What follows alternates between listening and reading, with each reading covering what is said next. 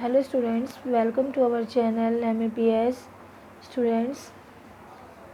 हम lesson number 7 सुरक्षा पढ़ रहे थे। आज हम एशिया और अफ्रीका के जो नए स्वतंत्र देश थे उनके सामने सुरक्षा की कौन सी चुनौतियाँ खड़ी थी उसके बारे में पढ़ेंगे। ठीक है, इनके सामने दो मुख्य चुनौतियाँ थी बच्चों। पहली तो इन देशों को अपने पड़ोसी देशों से हमले की आशंका थी और दूसरी इन्हें अंदरूनी सैन्य संघर्ष की भी बहुत चिंता करनी थी। सुरक्षा की परंपरागत धारणा में युद्ध की क्या नीति है?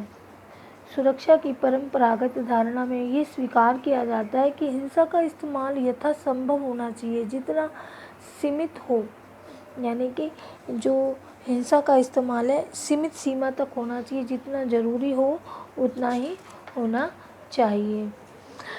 ठीक है, इसे न्याय युद्ध की यूरोपीय परंपरा का ही परवर्ती विस्तार माना जाता है। आज लगभग पूरा देश इस बात को मानता है। नंबर 1, किसी भी देश को युद्ध के उचित कारणों यानी कि आत्मरक्षा या दूसरों के साथ जन संहार से बचने के लिए करना चाहिए। यानी कि अगर हम युद्ध लड़ रहे हैं तो किस लिए करना चाहिए? आत्मरक्षा या दूसरों को जन संहार से बचाने के लिए करना चाहिए। ठीक है, और युद्ध में युद्ध साधनों का जो प्रयोग है वो सीमित होना चाहिए। ठीक है, युद्ध सेना का ही होना चाहिए कि वे संघर्ष विमुक्त, और एक ये भी बात ध्यान में होनी चाहिए कि जो सेना है वह संघर्ष विमुक्त शत्रु, निहत्थे व्यक्ति या आत्मसमर्पण करने वाले शत्रु को न मारे, और सेना को उतने ही बल का प्रयोग करना चाहिए जितना कि आत्मरक्षा के लिए ज़रूरी हो।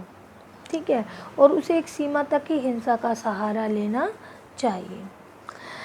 सुरक्षा की जो परंपरागत धारणा है इस संभावना से इनकार नहीं करती है कि देशों के बीच एक न एक रूप में सहयोग हो, और इनमें सबसे महत्वपूर्ण है निशस्त्रीकरण, अस्त्र नियंत्रण और विश्वास की बहाली।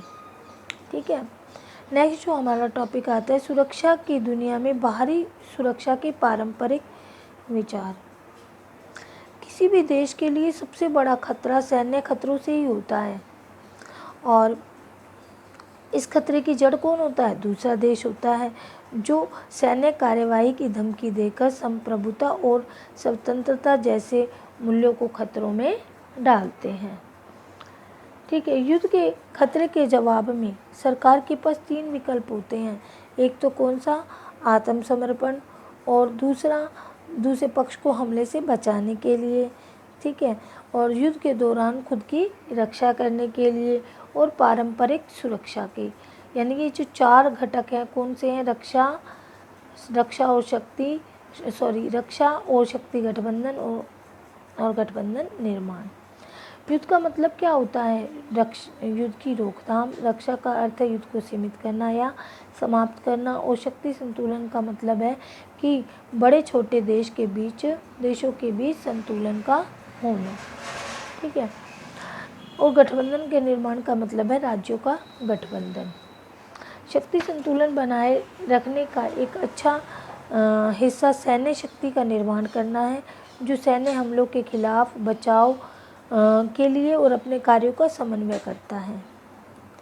और नेक्स्ट जो पॉइंट आता है बच्चों वो है सुरक्षा की पारंपरिक दृष्टिकोण के अनुसार देश की सुरक्षा के लिए सबसे अधिक खतरे उसकी सीमाओं से बाहर से आते हैं, और एक देश के अंदर हिंसा का खतरा एक स्वीकृत केंद्रीय प्राधिकरण यानी सरकार द्वारा नियंत्रित किया जा सकता है, लेकिन विश्व राजनीति में प्रत्येक देश को अपनी सुरक्षा के लिए जिम्मेदार होना चाहिए। ठीक है, आई होप आज का टॉपिक आपको समझ में आया हो।